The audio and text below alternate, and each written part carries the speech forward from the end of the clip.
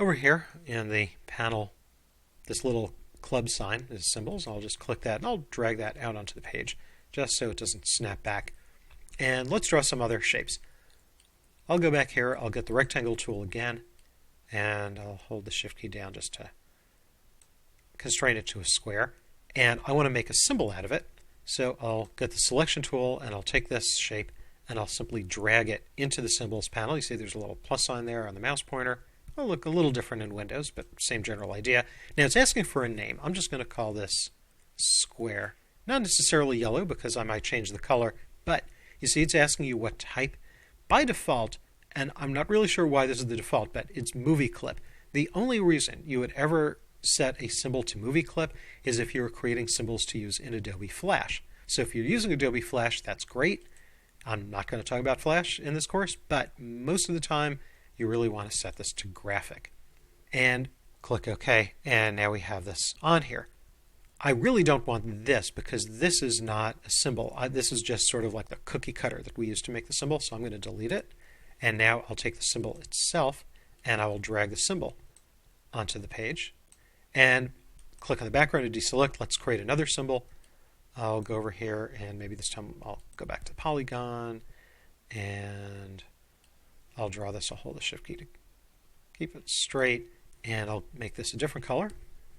Maybe I'll make this a medium blue fill and I'll give it, let's say, a light green stroke. And I'll do the same thing. I'll make a symbol out of it. So I'll get the selection tool. I'll take this hexagon, drag it in here. I'll call this hexagon. And this is what I mean. It always defaults to movie clip. I'll set it to graphic, click OK, delete the original, and take this hexagon and drag it onto the page. Okay, let's blend these two symbols. Leave one shape selected. Right, I have the selection tool, so I'm going to leave one shape selected. Click the other shape. Go to the blend tool. Click one. Click the other. We still have that very smooth look. Double click the blend tool and I'll set this to, let's say, specified steps of, let's say 5 and preview it. I'll make it 10. Hit the tab key. Okay, let's blend this along a path. So okay it. I'll just get the selection tool and deselect, or you could press Control-Shift-A or Command-Shift-A.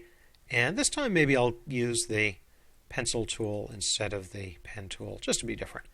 And I'll just drag another swish here like that. Get the selection tool, click the blend group. Now, this thing went away. The reason that it went away is because I had no fill and no stroke. But it doesn't matter because we don't want it to show up anyway. As long as you put the mouse pointer on it, it'll show up and you can shift-click it to select it. To blend it along the path, go back to the object menu, back to blend, replace spine. So because we blended symbols and not shapes, you see they're spaced more evenly along the path. Let me move the symbol panel out of the way. Let's change the size. Again, let's deselect.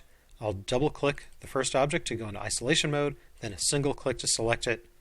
I'll shrink it. I'll hold down the Option key or the Alt key in Windows and the Shift key and shrink it in towards the center.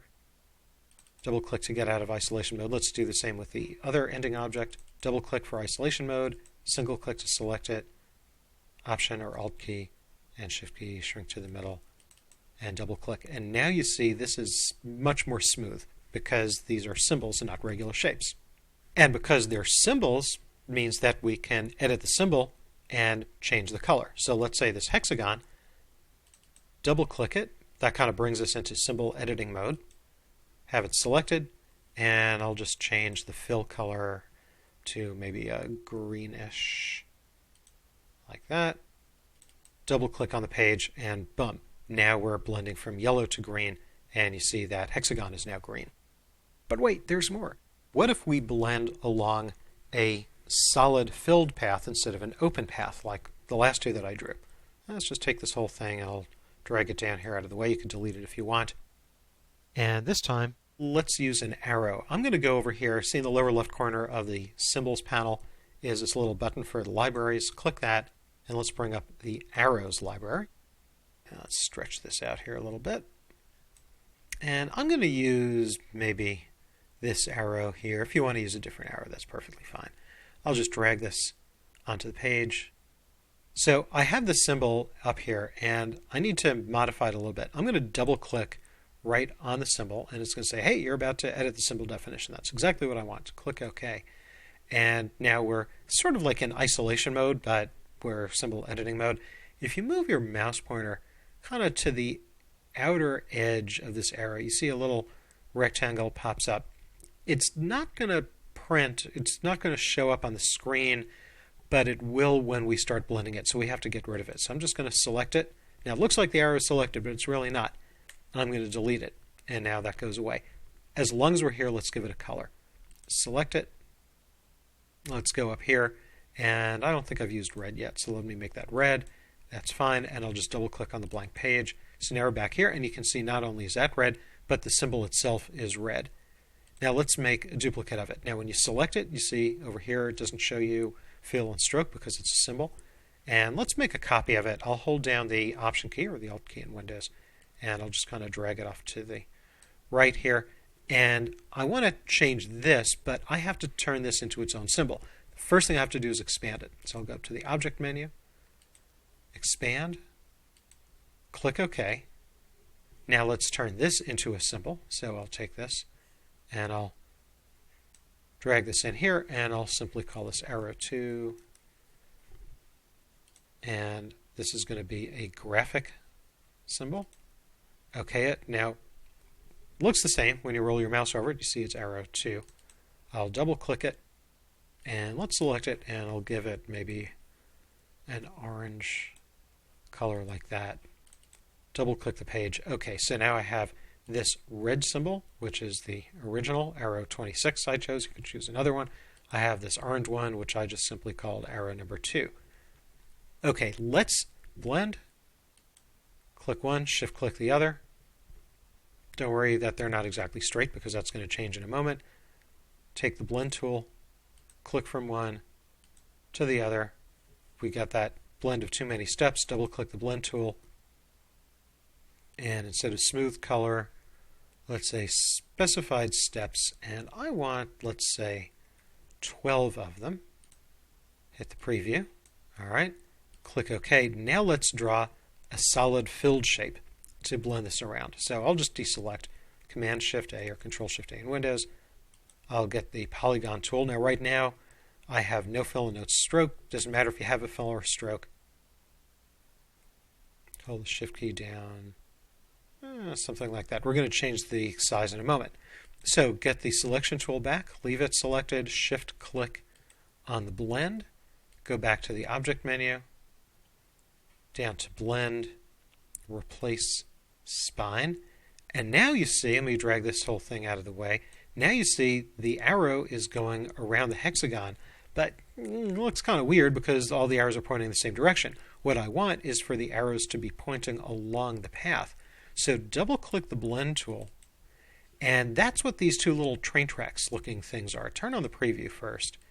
Move this out of the way, and now when I click this, now you see the arrow is following the path. Now if you do this and you see that maybe the arrows are rotated or they're pointing inside towards the center, well, sometimes Illustrator does things that it's really not supposed to do. So if that happens for you, all I could say is delete the arrows and delete the hexagon and draw this again. Sometimes strange things happen. You really should see what I have here on the screen. Okay. Now there are too many arrows or there's not enough hexagon. Now we can either make the arrow smaller or we could make the hexagon bigger. So okay that. Here's one little problem. Let's get the selection tool back. Click off it. Click back on it. If I stretch this out, I'll hold the shift key down maybe. Notice that I'm not really solving the problem because I'm making the hexagon bigger and I'm also making the arrows bigger. So let me undo. Now we'll go back into isolation mode. Deselect it.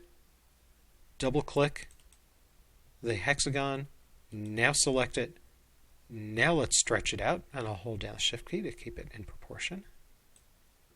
And now we have enough space for everything. Double click on the page. So this looks better. Kind of think of like maybe a process chart or something.